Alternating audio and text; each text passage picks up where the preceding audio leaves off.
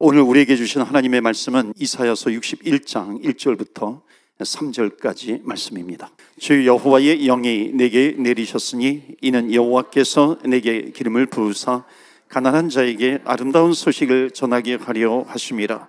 나를 보내사 마음이 상한 자를 고치며 포로된 자에게 자유를, 갇힌 자에게 노임을 선포하며 여호와의 은혜의 해와 우리 하나님의 보복의 날을 선포하여 모든 슬픈 자를 위로하되 무릇 시온에서 슬퍼하는 자에게 화관을 주어 그 죄를 대신하며 기쁨의 기름으로 그 슬픔을 대신하며 찬송의 옷으로 그 근심을 대신하시고 그들이 의의 나무 곧 여호와께서 심으신 그 영광을 나타낼 자라. 일컬음을 받게 하려 하심이라.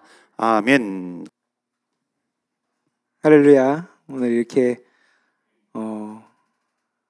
제가 광림교회에서 7년 동안 부목을 하면서 금요기도회, 수요 예배, 또 주일 예배도 이렇게 드렸었는데, 이렇게 다른 교회에서 말씀을 전하는 건 좀 거의 처음인 것 같습니다. 그래서 조금 어색하기도 하고, 또 좀 어떻게 해야 될지 좀 그런 마음도 있긴 하지만은, 무엇보다 이렇게 그 예배의 자리를 허락하신 하나님께 정말로 감사드립니다. 그리고 이곳에 모여서 함께 이렇게 기도하고 또 찬양하고 또 하나님의 은혜가 가득한 이 공동체가 있다는 것에 다시 한번 하나님께 감사와 영광을 올려드립니다. 우리 옆 사람과 이렇게 한번 인사했으면 좋겠습니다. 잘 오셨습니다. 우리 한번 이렇게 인사해 볼까요? 잘 오셨습니다.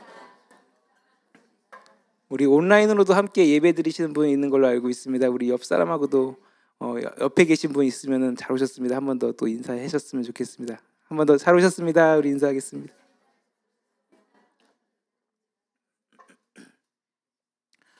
저는 예배 오신 분들 무조건 잘 오셨다고 생각합니다. 왠지 아세요? 세상에서 할 거 되게 많잖아요. 지금 바쁘고 더 해야 될 게 많은 시대에 이렇게 예배 자리에 오셨다는 건 정말 잘 오신 겁니다. 여러분 믿으십니까? 아멘. 무엇보다 이 귀한 이 예배의 자리 또 이렇게 허락해 주신 고용 목사님과 우리 주님의 지자 모든 성도님들께 다시 한번 감사를 드립니다. 저를 아시는 분이 거의 없을 것 같아요. 제가 딱 보니까 저희 목사님들 빼고는 다 처음 보시는 얼굴인 것 같습니다.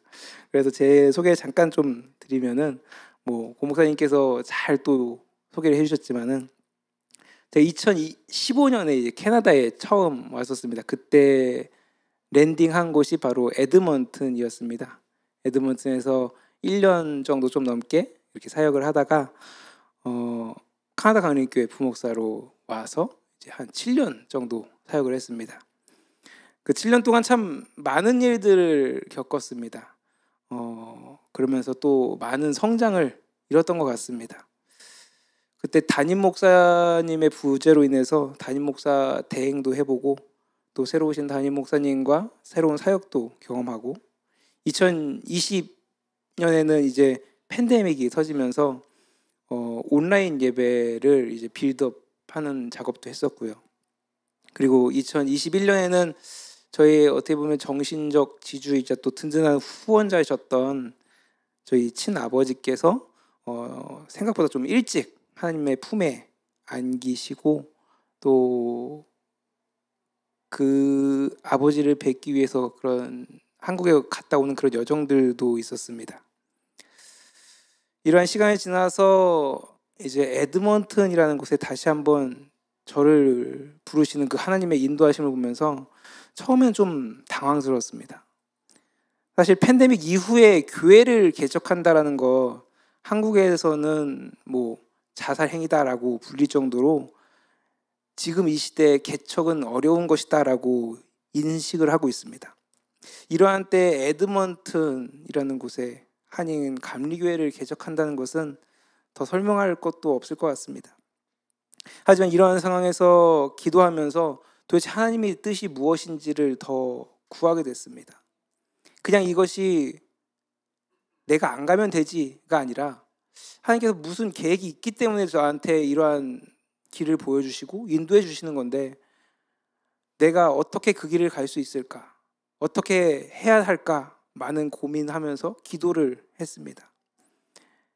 그 기도 중에 다가온 한 말씀이 있었는데 오늘 읽은 본문 말씀입니다. 우리 본문 말씀 다시 한번 좀 읽어볼까요? 우리 앞에 보이시나요? 우리 같이 한번 다시 읽어보겠습니다. 시작.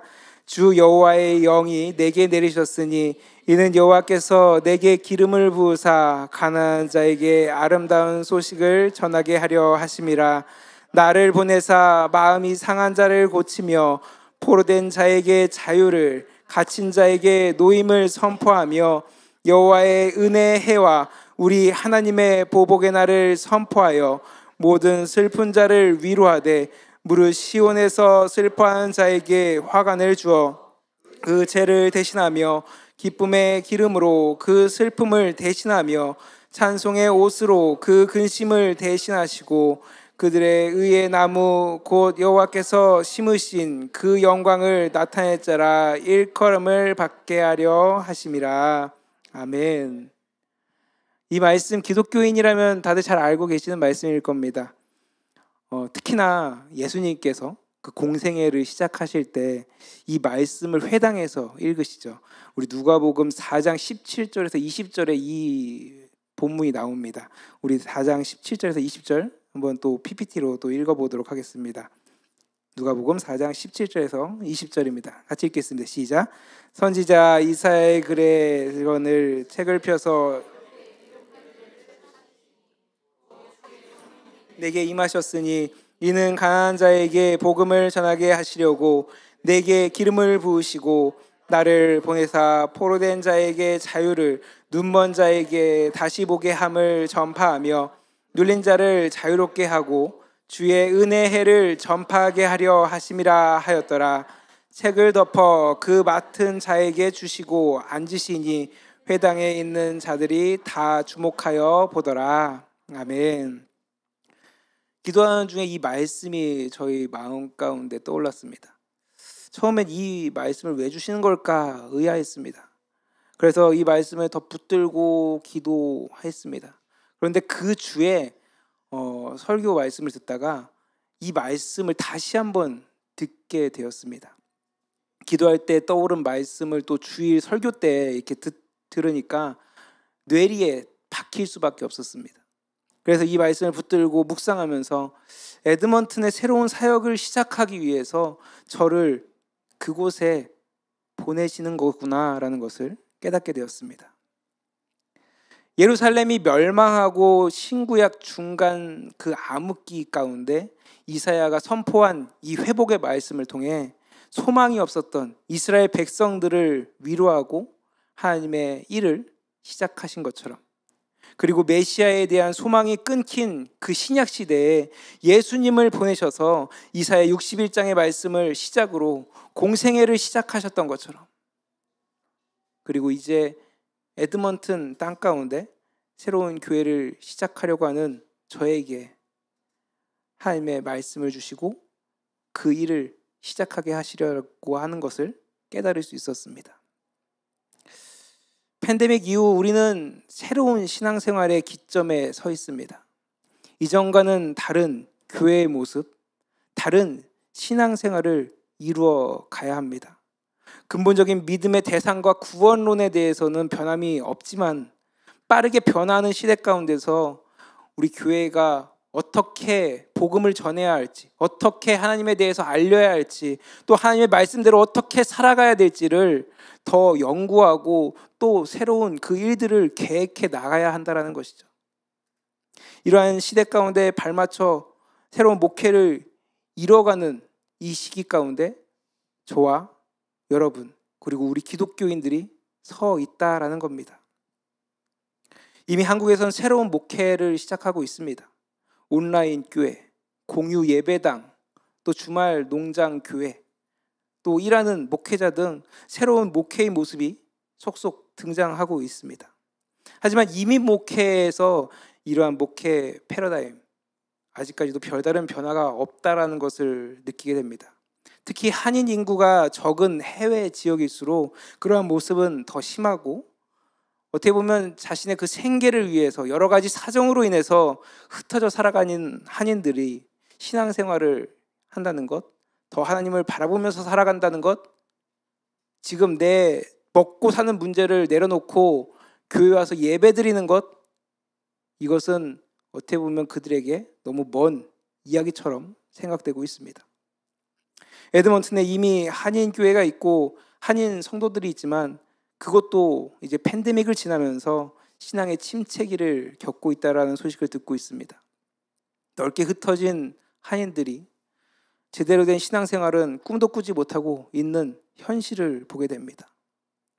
그러한 땅, 그런 곳 가운데 새로운 패러다임의 한인 감리교회를 세워서 하나님의 일을 새롭게 계획하고 계신다는 것을 저는 다시 한번 깨닫게 되었습니다. 그러한 일에 정말로 어떻게 보면 보잘것없는 제가, 연약한 저를 사용하심에 정말 감사할 따름입니다. 아직까지 확실한 사역은 정해지진 않았습니다. 제가 아까 담임 목사님께서 소개를 하셨지만은 거기서 1년 좀 넘게 생활을 하다가 이곳에 왔습니다. 저의 이민 생활 가운데 정말 한 8분의 1밖에 되지 않는 그 기간을 에드먼튼에서 보낸 겁니다. 그리고 이곳에서 밴쿠버에서 거의 7년이라는 세월을 보냈기 때문에 지금 그곳의 상황들 좀 많이 변했습니다. 그래서 아무것도 준비되지 않고 또 그곳에 제가 맨몸으로 먼저 혼자 가서 사람들을 만나고 어떻게 사역을 해야 될지 알아가야 하는 그런 상황이라는 거죠. 그런데 어떻게 보면 막막하지만 그것을 놓고 기도하면 기도할수록 그 에드먼튼 땅, 그곳에 있는 한인들을 놓고 기도하면 기도할수록 하나님께서 주시는 그 기대와 소망을 느끼곤 합니다. 물론 감리교회가 아니어도 하나님을 믿고 예수 그리스도의 그 구원의 도를 분명히 아는, 그리고 그것을 전하는 한인 교회들이 있기 때문에 그곳에 굳이 한인 감리교회를 세울 필요가 있을까라는 이야기도 합니다. 에드먼튼에서는 이미 약 20여 개가 넘는 한인 교회가 있고 그중에 건물을 가진 교회가 5개 이상 됩니다. 아마 에드먼튼에서 오신 분들이라면 아실 것 같습니다. 혹시 여기 에드먼튼에서 잠깐 생활을 하셨던 분 계시나요? 예, 전혀 없으시군요. 혹시나 했는데 없으시군요. 그런데 놀랍게도 그렇게 꽤 오랜 기간 동안 한인의 역사가 있었는데 그곳에 아직까지도 한인 감리교회가 없다라는 것은 정말 의아한 일이라는 거죠. 팬데믹 이후에 수없이 변하는 그 신앙관과 그 교회의 모습들을 보면서 지금 이 시대에 새로운 교회, 특히 철저한 그 신앙 생활을 기반으로 한인 감리교회가 그곳에 서야 되고 또 그 신앙의 모습을 전파해야 되고 교육해야 되고 또 하나님의 그 말씀을 전해야 된다라는 것을 저는 다시 한번 깨닫게 되었습니다. 그래서 새로운 시대, 온라인을 활용하기도 하고 무엇보다 빠른 시대 가운데 바른 신앙관 그리고 철저한 그 신앙 훈련을 통해서 우리에게 맡겨주신 그 하나님의 일을 지금 있는 그 자리에서 이루어가기 위해 한인 감리교회가 필요하다는 것을 느꼈습니다. 이제 그곳에 가서 제가 목회를 시작하려고 하지만은 아직 여러분들 아시겠지만 그 에드먼튼 한인 인구 혹시 몇 명인지 아시나요? 지금 이 밴쿠버가 몇 명이죠? 한인 인구가? 제가 알기로 한 7만 정도, 8만 정도 된다고 들었습니다. 에드먼튼은 한인 인구가 제가 듣기로는 그 전 통계에 의하면 한 7천에서 8천, 지금 이제 10,000명 정도 될까 그렇게 얘기를 합니다. 그곳에서 새롭게 교회를 개척했을 때 얼마나 성장할 수 있을까 미지수입니다. 하지만 그곳에서도 분명히 하나님께서 찾고 계시고 하나님께서 만나고 싶어하는 사람들이 있다라는 것을 저는 느낍니다. 그리고 그들을 통해서, 저를 통해서 시작될 그 교회, 그 성도들, 그 일 가운데 하나님께서 또 놀랍게 역사하실 것도 믿고 저는 나아가고자 합니다. 무엇보다 저의 이러한 마음을 더 굳건하게 해준 한 장의 사진이 있습니다. 우리 사진 한번 보여주시겠습니까? 아마 이 사진 보신 분들도 계실 것 같습니다. 이번에 터키, 지금은 투르키에라고 이름이 바뀌었죠. 그곳에서 큰 지진이 일어나면서 정말 안타까운 일이 발생했습니다. 지금 사상자가 거의 2만 명이 넘고 거의 3만 명에 육박하는 그런 상황입니다.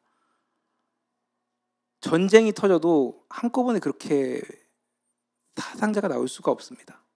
근데 정말 그 땅에 상상도 수 없는 너무나도 엄청난 일이 벌어졌습니다.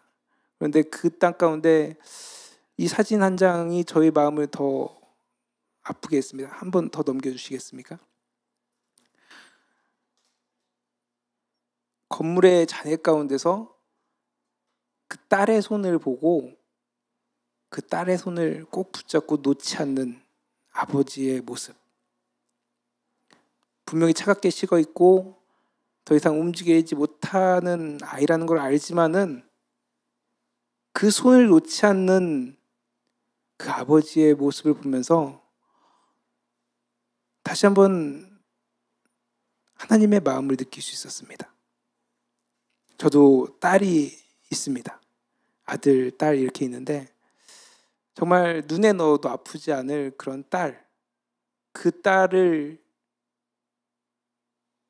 놓치지 않기 위해서 꼭 붙잡고 있는 그 아버지의 모습. 하나님이 지금 이 투르키에, 이 터키 땅을 바라보시면서 이런 눈으로, 이러한 모습으로 계시지 않을까.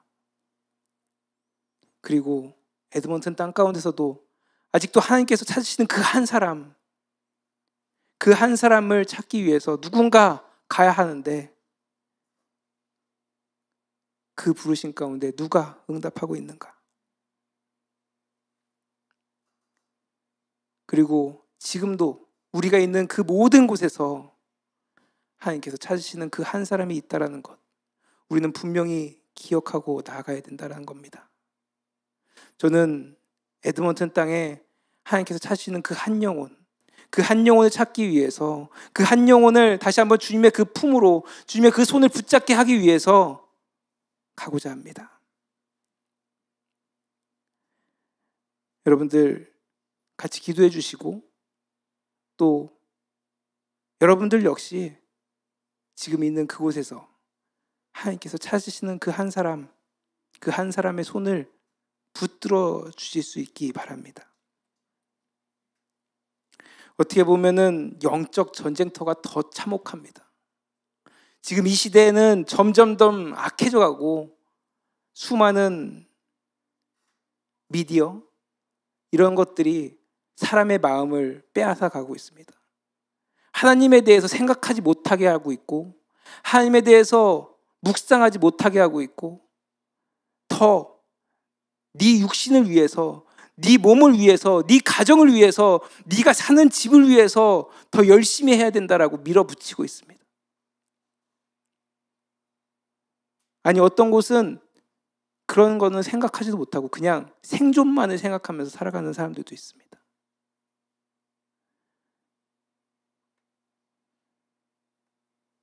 지금 우리의 삶 가운데는 평안해 보이지만 아직도 수많은 사람들이 하나님을 알지 못한 채 죽어가고 있습니다.